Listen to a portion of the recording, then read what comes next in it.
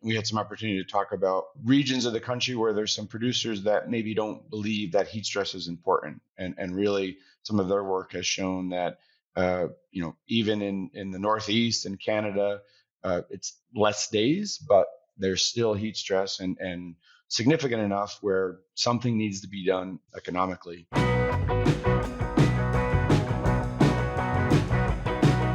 Hello and welcome back to the Dairy Podcast Show. My name is Barry Bradford from Michigan State University, and today I have the honor of interviewing another one of our hosts for this show, Dr. Mark Thomas. Dr. Thomas earned his BS in Animal Science at Cornell University and his Doctor of Veterinary Medicine degree in the College of Veterinary Medicine at Cornell. He also completed the Penn State Dairy Production Management Certificate Program and is a diplomat of the American Board of Veterinary Practitioners, certified in dairy practice. He's also received the AABP Muriel Excellence in Preventative Medicine and Dairy Award. Dr. Thomas is a founding partner, consulting veterinarian, and the leader of the Dairy Health and Management Research Team. His main focus is production in preventative medicine, but he also engages in consulting services in the areas of nutrition, reproduction, milk quality, and replacement rearing. Dr. Thomas enjoys lecturing at meetings and also teaches veterinary students through various programs. Mark, thanks so much for joining today. It's going to be fun to have a conversation with another one of our hosts. Barry, thank you. Yeah, no, it's going to be real fun to be on the other side of the podcast. So we've met a few times over the years, but I'm curious, I don't think I've ever asked you, did you grow up on a farm? Did you grow up in agriculture at all? Yes, I did, but not in the dairy industry. My family had about 60 head of cow-calf operation in the Catskill area of New York, and that area is not very conducive to farming. Still a handful of dairy farms in the region, but a bit more than a hobby, but it wasn't the primary income for the family. But that's really where I gained my love and interest of cattle and working with cattle. But staying in New York, it was a kind of an obvious choice to work more closely with dairy versus beef. It must have been a beautiful area to grow up in. Yes, no, a great area. So you've been involved in ag at some level for a number of years now. I'm just curious, at a very high level, what are some of the biggest changes you've observed over your career? I think as I see from working with the family and then transition animal science, and then working as a practicing veterinarian with a wide array of different farms and structures, is just the moving into more of a business structure as a dairy. And I still really like the phrase, if you will, that farming as a business is a great way of life, and farming as a way of life is a poor business. And I think that's really important to every day manage as a business. Absolutely. That leads in well to a question about the business that you helped set up and that you spend most of your time on now, called Dairy Health and Management Services. And so with my limited understanding of it, it seems like a fairly unique business model you have. Could you talk us through exactly what the group does? Sure. Thanks, Barry. So we're a dairy consulting group, and we consult in all areas of production, so animal health, reproduction, nutrition, milk quality. But really, our philosophy is data-based decision making. So, not using maybe observation, what we've seen, or opinion, but really looking at the data. And when data doesn't exist to answer an important question, we design commercial field trials. These all have a control group and are done with the rigor of potential publication to really answer: should we use a management strategy, a product, a vaccine, a treatment, and really know. And what's really exciting for me is we're often humbled. A lot of the things that we do to dairy cattle, we shouldn't. And there's things that we should do that don't get done because there's some perception that it's too costly or there isn't a economic return. Fascinating. And well, I just learned as we got on this meeting that you made a big move a few years ago, and currently you're living in Mexico. So talk us through that. Okay, thanks. For bringing that up, Barry. So we're fairly an international company, originally from Northern New York, and that's where our home office is. And over the years, we've had the opportunity to grow in Mexico, and working with our partners, Feedlot Health by TELUS, and then also in China. So we currently work with clients throughout the U.S., Colorado, California, and there's a team of 7 of us here in Torreon, Mexico. So I still get back to the U.S. Almost every other week for meetings and clients there, but we work with a great group of clients here in Mexico. And one thing that we work a lot on is managing heat stress, because for us that heat stress has already started.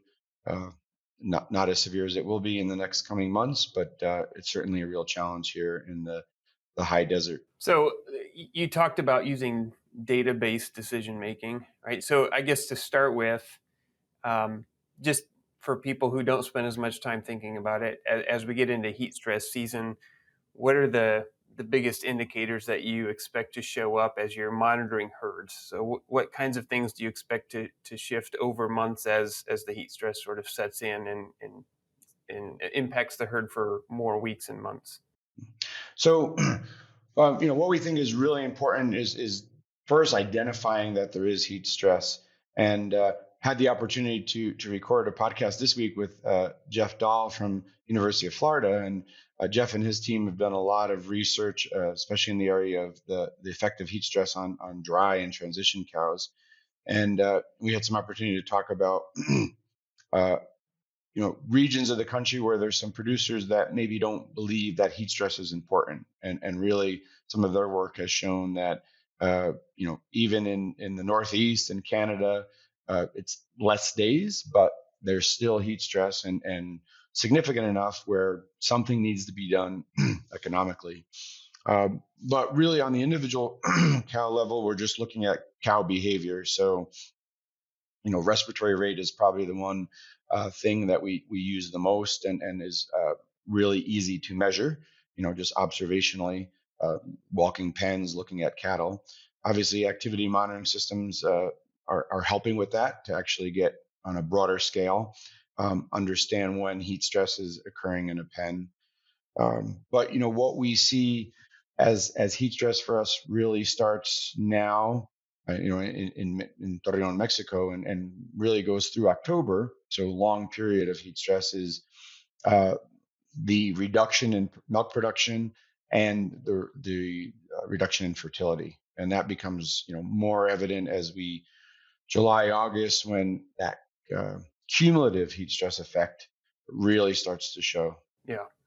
And what gets doubly harmful then is I certainly remember this working in the high plains is, if you can't get cows pregnant through the summer and then a whole bunch of them get pregnant in the fall, and guess what? 9 months from then is dead of summer the next year. So you have lots of cows calving maybe in the worst time then. Absolutely, absolutely, and that doesn't bode well for the high fertility cycle, if you will. No.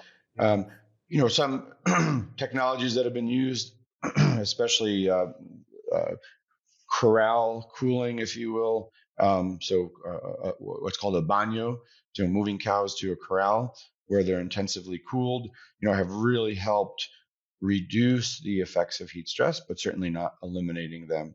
So then other strategies, in addition to cow management and cooling, but ration strategies that maybe can reduce fermentation a bit, or the heat production from fermentation, if you will, uh, and then always looking for novel strategies also. Right. So you mentioned that, one of the really unique things that your group does is, as you said, where there's a gap in the knowledge base, you guys go design studies to try to fill that gap. So I understand you've done some work in the space of feed additives that might influence cows' ability to withstand heat stress. Can you talk me through some of what you've done there? Sure. I think one of the examples that would fit well for that would be a trial that we did in 2019 with Nutritech from Diamond V. And that was a sponsored trial. They had reached out to us looking to document the effect of Nutritech on heat stress and performance. So what better place to do a heat stress trial, but Torreon, Mexico. So we did that trial at 2 commercial dairy farms. We had just under 1,000 cows per treatment group enrolled. Control was the base diet, and treatment was the same exact TMR with the addition of Nutritech. And we ran that trial from May through October. So we were able to track these cows, for quite a period of time during heat stress, and look at the primary outcomes of interest were really milk production uh, performance. The trial wasn't designed to look at transition disease. These cows were post fresh when they were started, and also was not designed to look at reproductive performance either, because there were some cows that were already inseminated at the time of enrollment. So you design this, you go to 2 separate dairies. I'm just trying to understand how you set this up on commercial dairies.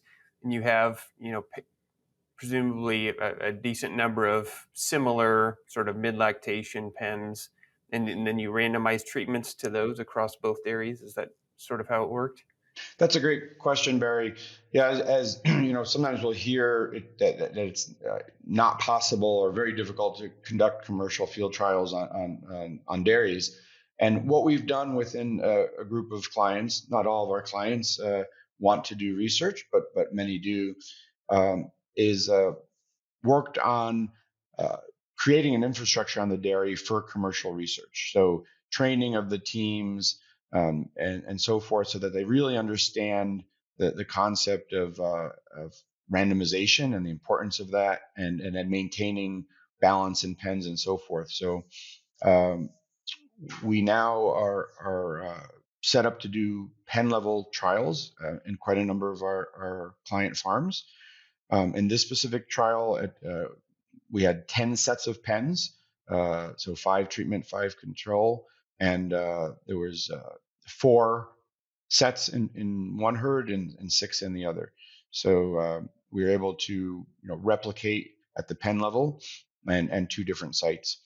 And then at the time of the trial start, we randomize cows so that we have balanced pens, days in milk, milk production, somatic cell count, in this case, days pregnant also, or days post insemination, and both multiparous and primiparous cattle. So we have a good balance of uh, cattle in these pens.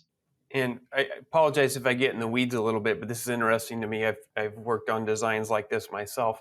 How does your team deal with cows moving in and out of those pens? So, for example, you start treatment say in May. Cows have to move through those pens.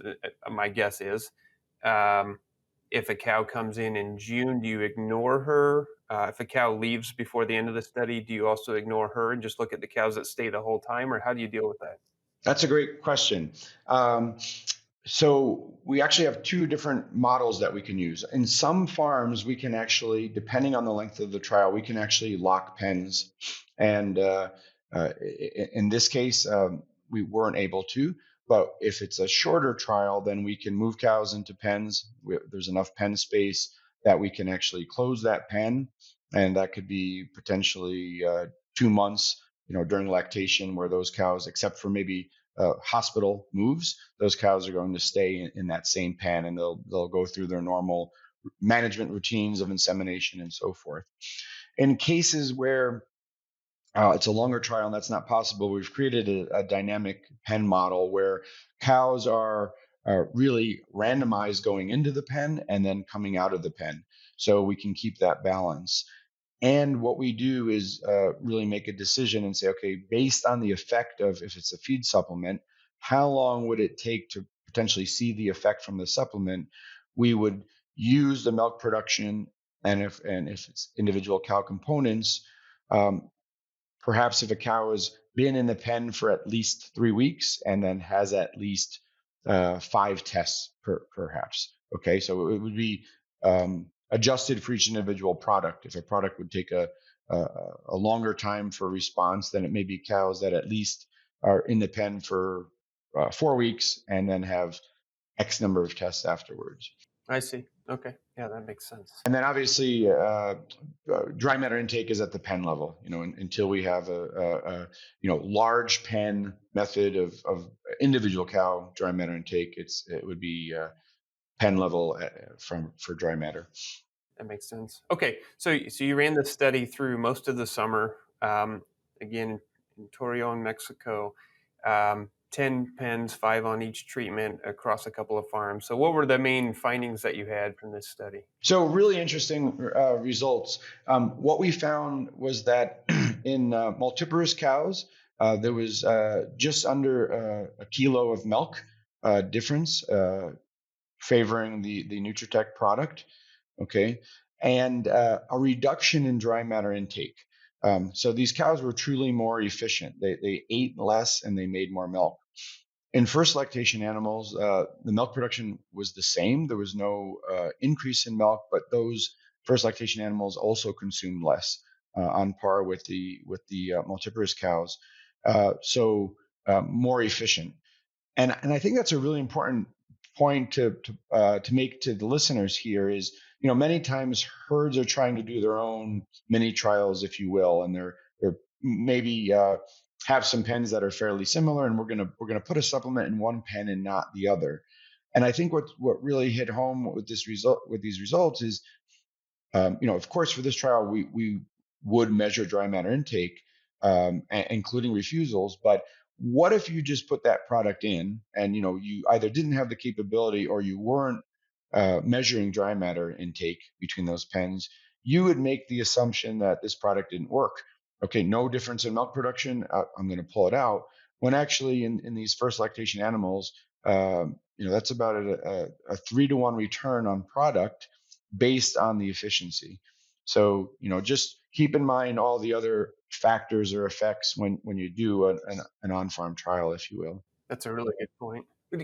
What was the magnitude of the intake response roughly? Okay, so if we look at across, now remember this is across the entire period of time. If we look at that dry matter reduction, it was uh, 800 grams reduction in dry matter intake between the control and treatment group. So economically, that's an increase in efficiency of for the multiparous cows of 0.06 feed efficiency. So what's really interesting also within this is, the next question that comes up by most folks is, okay, they ate less and made in heifers the same milk. Heifers, obviously, first lactation animals. Multiparous cows, they made more milk. Where did that milk come from? Did they lose body condition? And what's interesting in we measured body condition, the same technician, beginning, midway through, and at the end. And body condition score, both in first and second grader animals, was actually greater in the treatment group, in the Nutritech group. So these animals were truly more efficient. They weren't pulling the milk off their back, so to speak, and losing condition. Okay, so here I'm sure you'll have to speculate, but I'm curious, why do you think feeding this product at I assume 19 grams per day, so it's a very tiny fraction, about 1/1000th of the diet. How do you think that would make the animal more efficient? That's a great question, and I'll throw in another finding that actually even then makes us discuss and think even further. But truly affecting the rumen efficiency, making that rumen more efficient. So ability to utilize nutrients more efficiently, and therefore reduction in dry matter intake with either the same or more milk production. One finding that we had, we used intravaginal thermochromes in a subset of cattle to look at core body temperature. And what was also interesting is that the Nutritech cows, for over 50% of the day, had a lower core body temperature. And that's one that you really have to start. Is it because of improved rumen efficiency? Is that rumen producing less heat?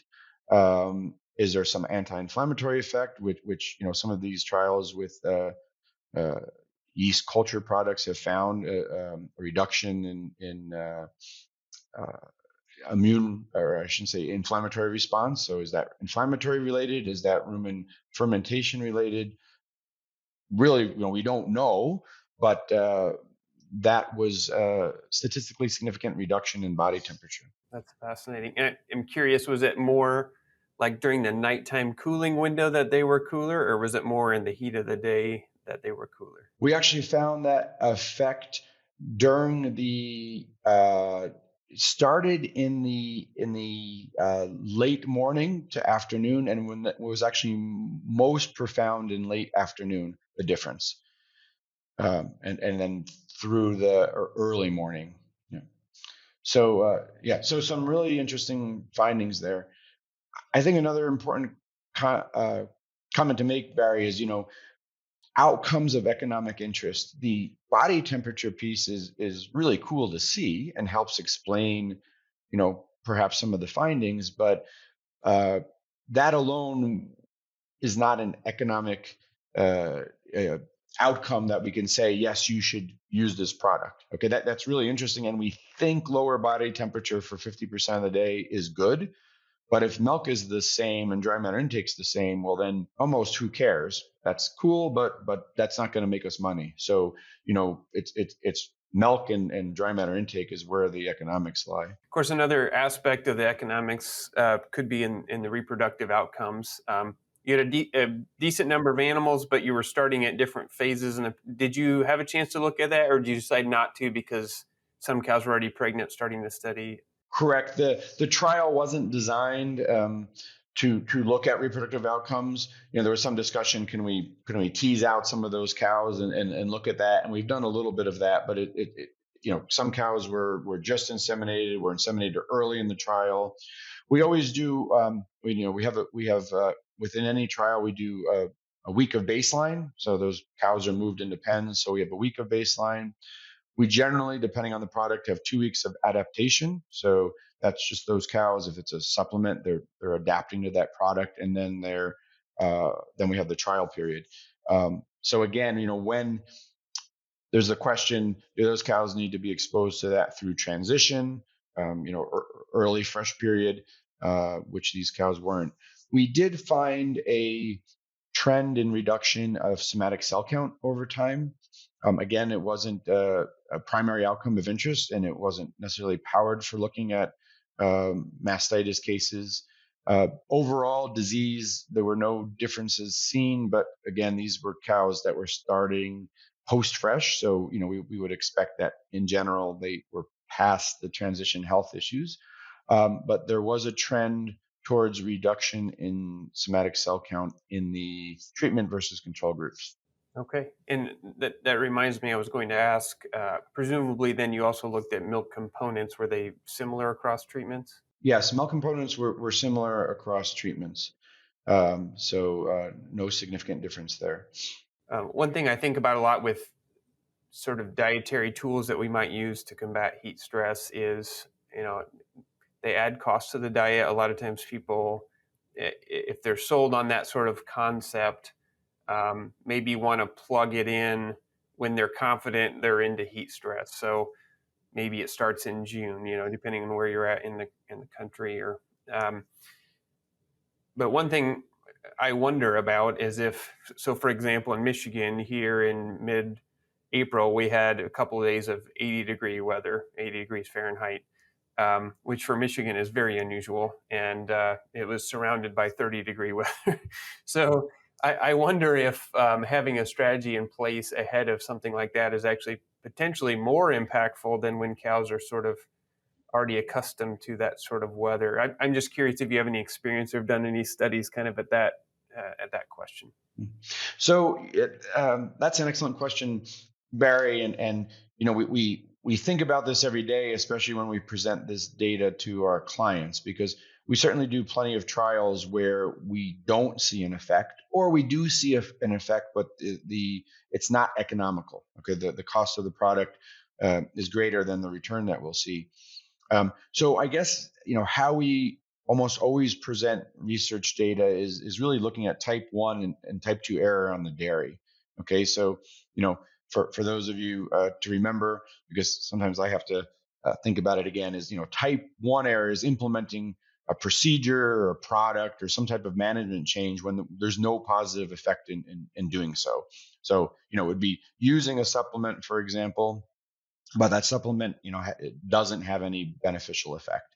And then a type 2 error would be failure to implement something that does have a positive effect. I heard someone last year present this as type 1 error is the teenage error. Okay, so if you think about it, it's doing something when there's no positive effect. And then and then type 2 error is the spousal error, that's not doing something when you should. So if that helps any of the listeners remember type 1 versus type 2.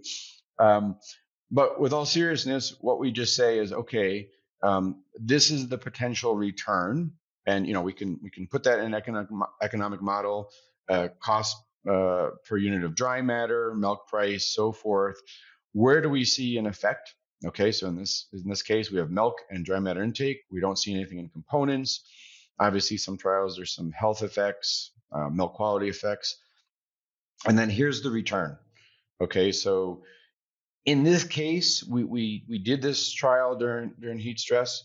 Diamond V has a fair bit of research from other groups and looking at effects during non-heat stress times.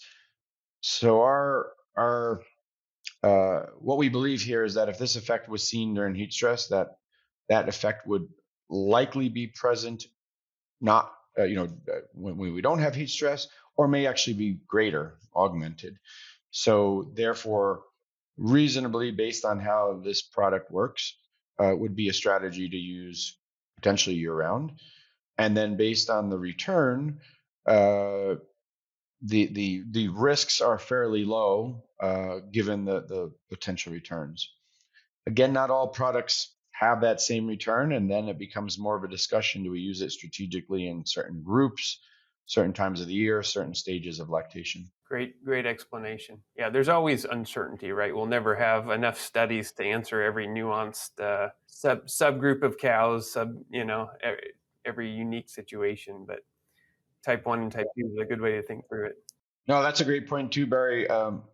Was discussing with one of my colleagues, Matthias Stangafero, yesterday about a trial design for a company, and you could do every iteration of dose and product, and you combine it with this product or not, and you would have 7 trials. So you have to pick, okay, what dose, what stage, and then start there. And maybe you do now, further trials in over time, but I guess that's one of the exciting and the parts about research, and then one of the drawbacks also. Yeah. Sometimes I jokingly say it's job security for those of us. Yes. So it's fun talking with you because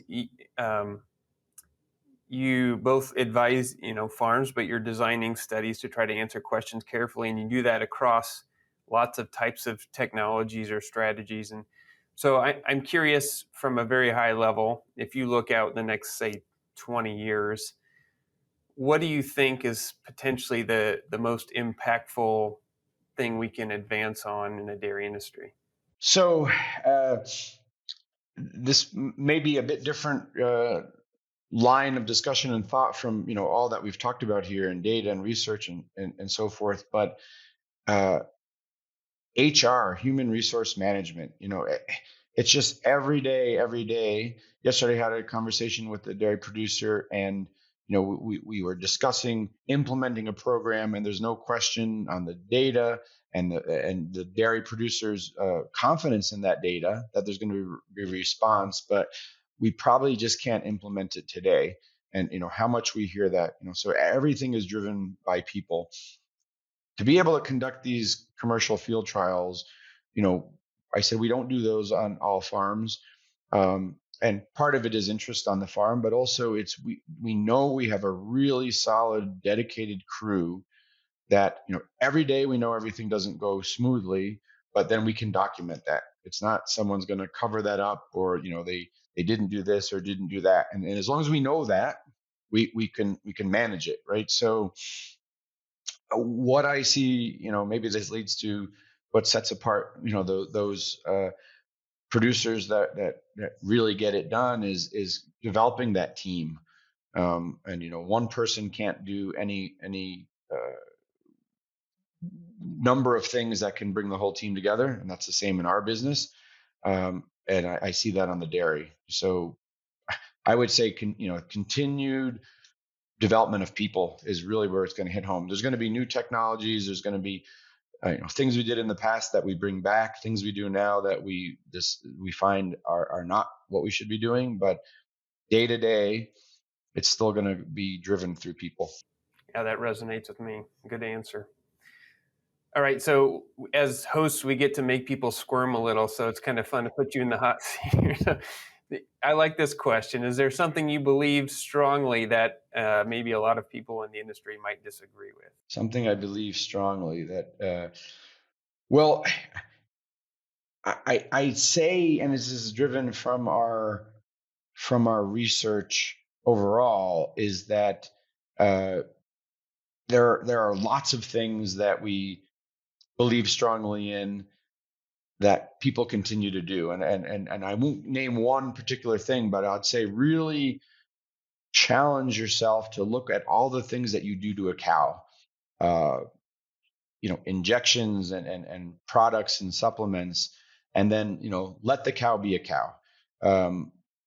We often think that treatments or preventatives are beneficial, and what we found that for a number of things, they're not just neutral, so they do nothing and they cost money, but they're actually detrimental.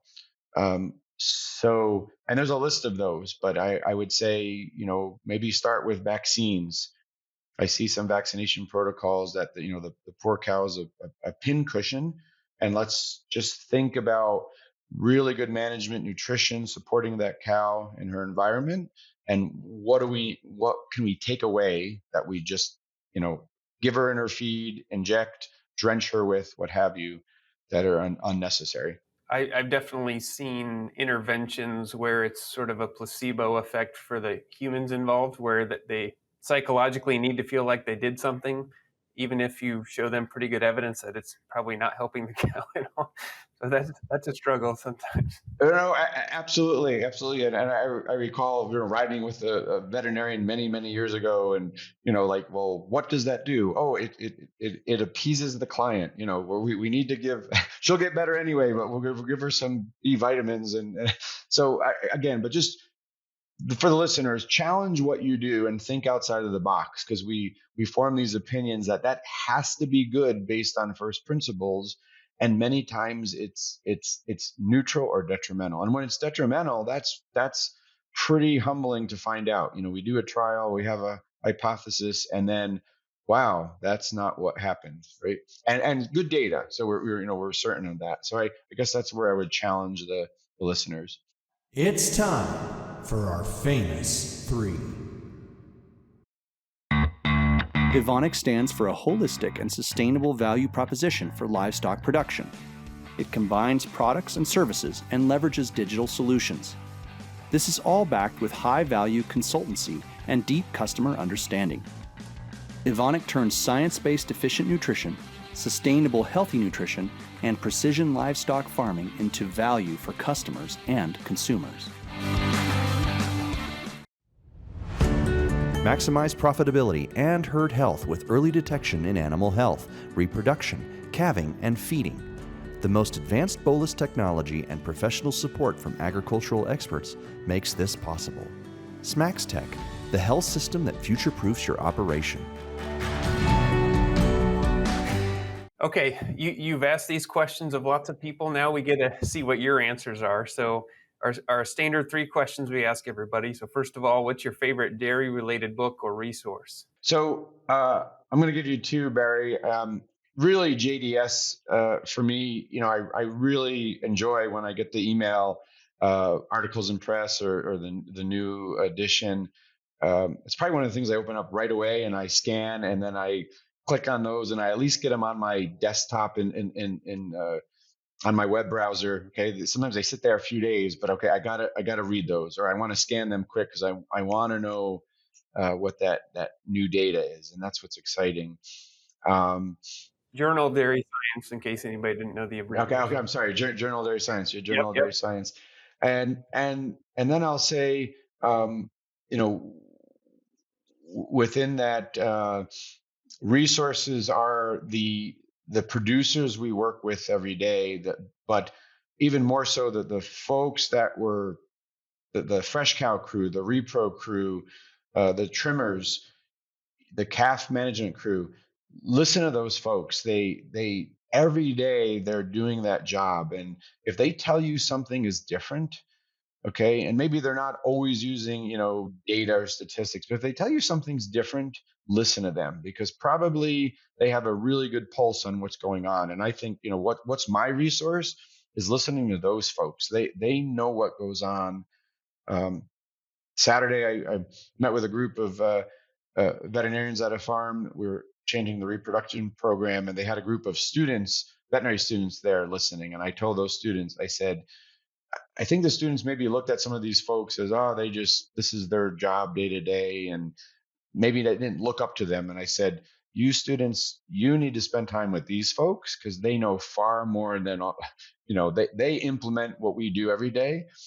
Ask them what it is to, find the sick cow, treat the sick cow, and so forth. So use people as resources. That's great advice. All right. What about your favorite book or resource outside of agriculture? So, unfortunately, Barry, I need to probably read more, like I have in the past, because my reading tends to be pretty work related, scientific, and then when I'm not reading, I'm out doing something outside, active wise, hiking, running, biking, what have you. But I'd say if there's a resource, and probably most people see this, but really just the internet in general, just from fixing something in your house to an interesting question. As I look back, I don't even know what we did. When I first got out of vet school, if you had a question, you had to research it in the library or something. So I think we forget, and certainly young people today who grew up with that, but just what we have at our fingertips, but then also filter some of that stuff, right? That's what's super important, especially in animal ag.